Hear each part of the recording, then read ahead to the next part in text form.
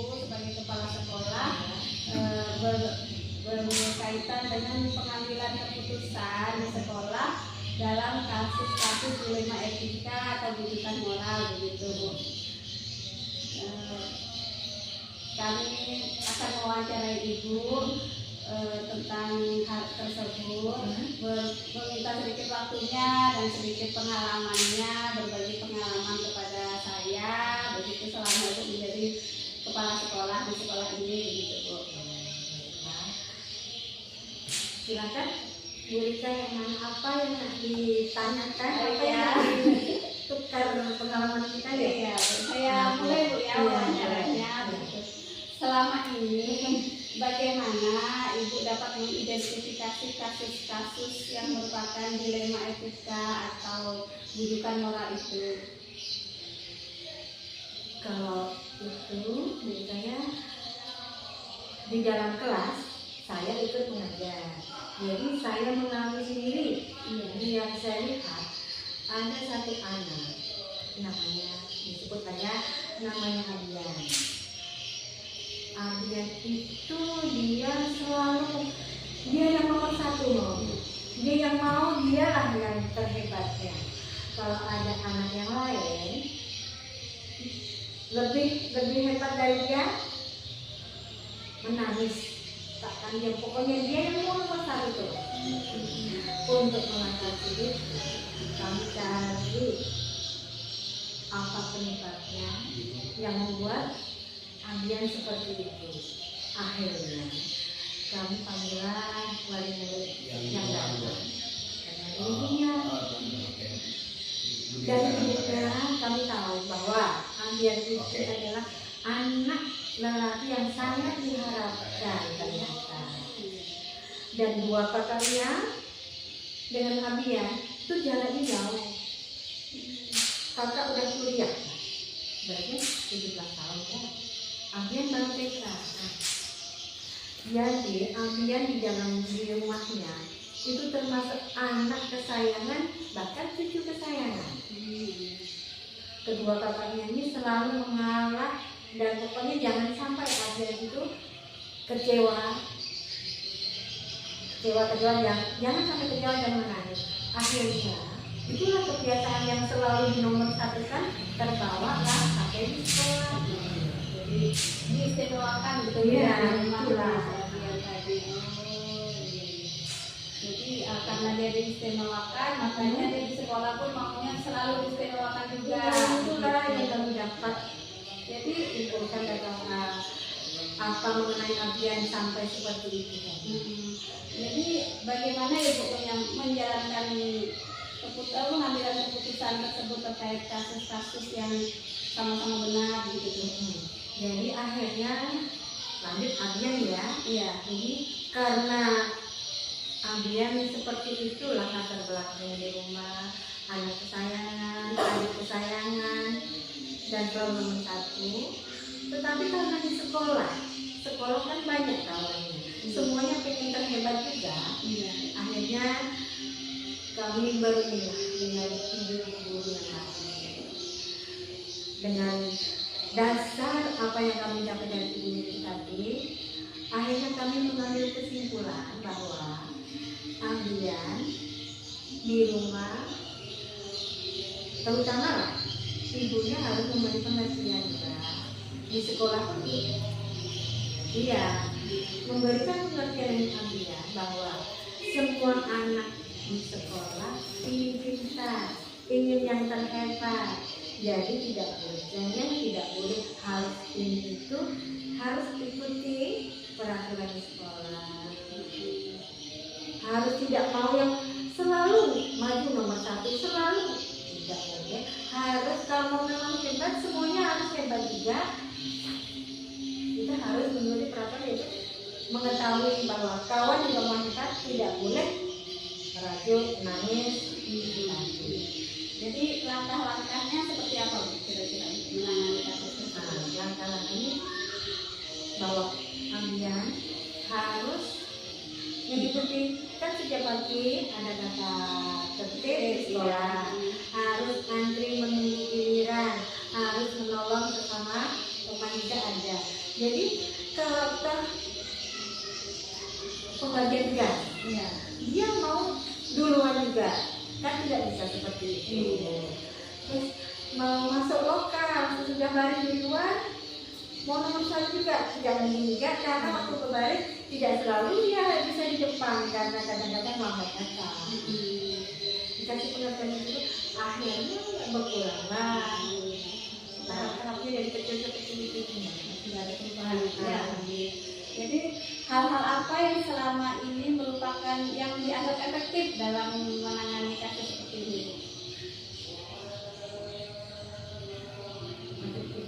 Jadi dengan seperti itu, dengan kita usahakan supaya kalian terhenti dengan rasa akunya tadi di rumah dari orang tuanya, supaya juga nyambung, diberi pengertian bahwa kalian tidak boleh lagi mau nomor satu karena kalau di rumah ada kakaknya, semua disayang juga.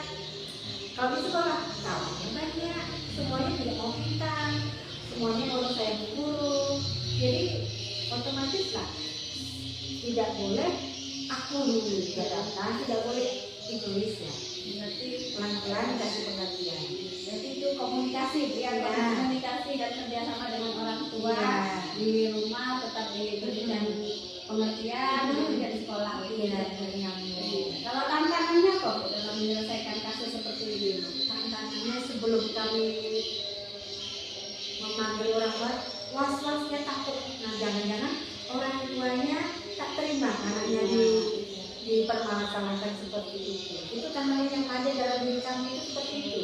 Was-was takut, jangan-jangan orang tuanya tak terima. Itu yang tantangan itu. Tapi akhirnya karena dia lagi keberanian, karena itu sudah jadi kewajiban dan tugas kami sebagai pendidik, mau tak mau memang ya ibaratnya seandainya orang tuanya tak terima pun ini harus disampaikan demi si anak tadi, demi kebaikan anak. Ya.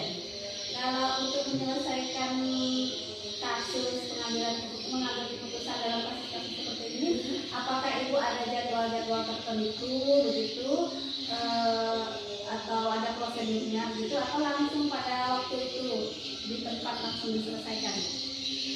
Kalau kira-kira kalau kami ini, kalau masalahnya tidak gawat betul, yang mungkin bisa kami komennya.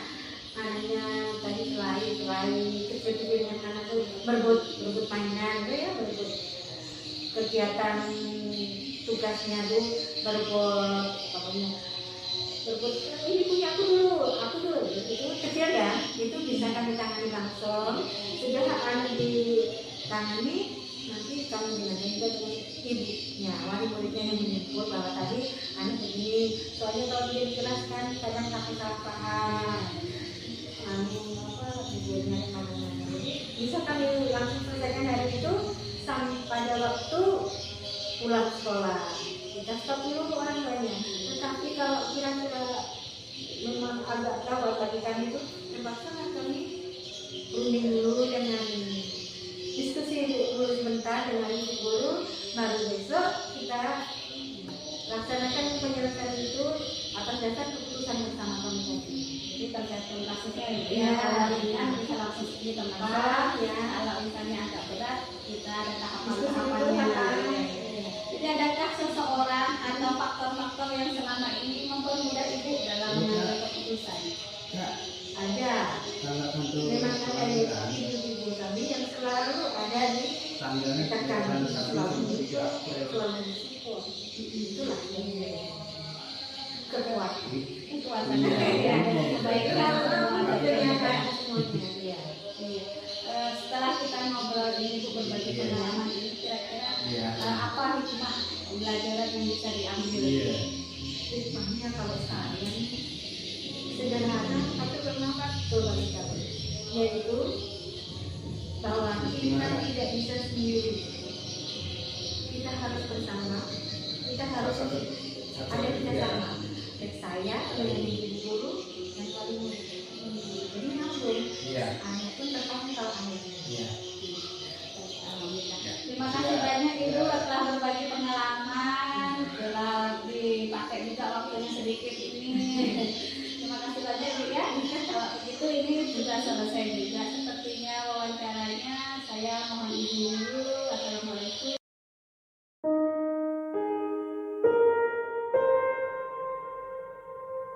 Assalamualaikum Bu Puji. Waalaikumsalam warahmatullahi wabarakatuh. Ya, Bu Rika.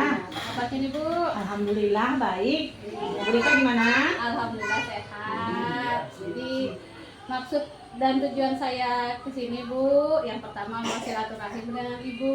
Baik, Bu. Dan yang kedua seperti yang saya sampaikan kemarin ya Bu ya. Ya. Saya ingin berbincang-bincang dengan Ibu.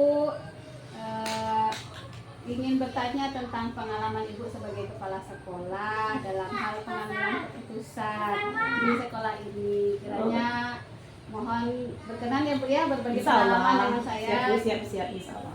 Iya, kita mulai ya Bu ya pertanyaannya. Ini Silakan, saya Bu. bawa kertas Bu untuk Iya. pertanyaannya. Wah, banyak Mohon namanya. maaf. Iya. Iya. Kita mulai Bu, yang pertama, selama ini bagaimana Ibu mengidentifikasi kasus-kasus yang merupakan dilema etika atau rujukan moral? Biasanya selama ini kita amati dulu, saya amati dulu kasus-kasus tersebut, lalu saya lihat di mana letak benar dan salahnya, sisi baik buruknya dan efeknya bagi sekolah. Harus saya memutuskan secara baik dan biasa begitu sih. Ya. Berarti Ibu lihat dulu, Iya. diamati, dilihat benar salahnya, efeknya ke sekolah. Efek Ya. sekolah, betul. Jadi selama ini bagaimana Ibu menjalankan pengambilan keputusan di sekolah itu, terutama untuk kasus-kasus di mana kasus itu sama-sama benar atau sama-sama memiliki nilai kebajikan? Ya Bu, kadang nih dilema kita ya Bu, sama benar, sama salah, sama benar lah pokoknya banyaknya Bu ya. Tentunya kita identifikasikan dulu Bu, mana yang akan kita pilih paling tinggi prioritasnya, bermanfaatnya bagi semua rumah sekolah ya Bu ya. Nah, jadi langkah-langkahnya bagaimana itu Bu? seperti yang sudah saya sampaikan, bahwasanya pertama kita identifikasi dulu. Kalau lalu saya lihat prioritasnya dan bermanfaatnya, seperti apa yang bermanfaatnya bagi yang banyak ya Bu ya. Seperti yang diajarkan Rasulullah, bahwa pilih yang paling bermanfaat bagi daripada mudaratnya bagi, baru saya ambil keputusan. Itu gitu sih Bu. Identifikasi, Ya. terus dilihat Kebermanfaatan. bermanfaatannya sesuai dengan tuntunan Rasul ya Bu ya. Iya. Terus hal ini, hal apa saja selama ini yang Ibu anggap efektif dalam pengambilan keputusan-keputusan tersebut? Yang paling utama tuh efek itu kita tenangkan hati dulu dalam memutuskan. Jadi tidak gegabah Bu. Ya. Kita pikirkan baik-baik betul. Jadi kita lihat dulu kejadian kita bagaimana dalam melihat kasus tersebut. Jadi perlu kehatian, ketenangan hati dan jiwa, tidak emosian. Itu biasanya sih. Jadi tenangkan dulu Iya. jiwanya Bu ya, Iya. untuk mengambil keputusan. Keputusan itu diambil dalam keadaan sadar sebelumnya gitu ya. Iya. Bu ya. Kalau tantangannya bagaimana Bu? Banyak nih tantangannya Bu ya, biasanya susah kita untuk memutuskan mana yang benar-benar prioritas itu. Kadang biasanya gitu Bu, karena dilihat kemanfaatannya sama kuat ya Bu ya. Iya. Nah itu tantangan yang paling biasanya sih Bu. Jadi kalau untuk hal-hal seperti ini Bu ya, kasus-kasus seperti ini, apakah Ibu ada jadwal tertentu dalam menyelesaikannya atau langsung menyelesaikan langsung diselesaikan pada saat kasus itu terjadi? Nah, tergantung Bu.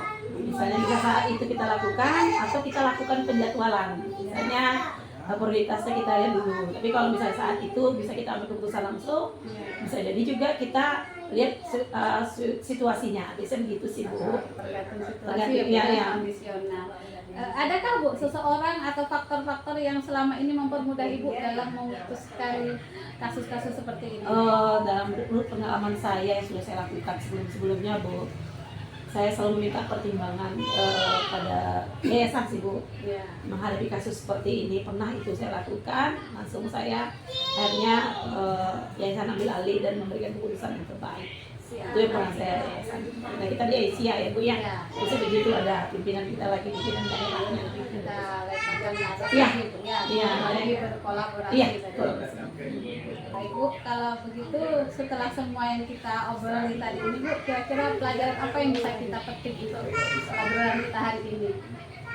Kadang keputusan itu tidak selamanya benar-benar sesuai dengan aturan itu ya Bu ya. Kadang di masa depan atau kebaikan semua, ada kalanya kita mengambil keputusan yang tidak sesuai dengan aturan atau kebiasaan. Biasanya sih begitu Bu, tergantung keputusan yang kita ambil. Biasanya begitu, itulah kita ambil. Semua demi kebaikan. Iya. Ya. Baik Bu, terima kasih banyak Ibu telah berbagi pengalaman dengan saya. Insya Allah sangat bermanfaat sekali bagi saya Bu ya. Terima kasih juga Ibu. Semoga sukses ya Bu di depan. Permisi dulu Bu. Assalamualaikum warahmatullahi wabarakatuh. Waalaikumsalam warahmatullahi wabarakatuh.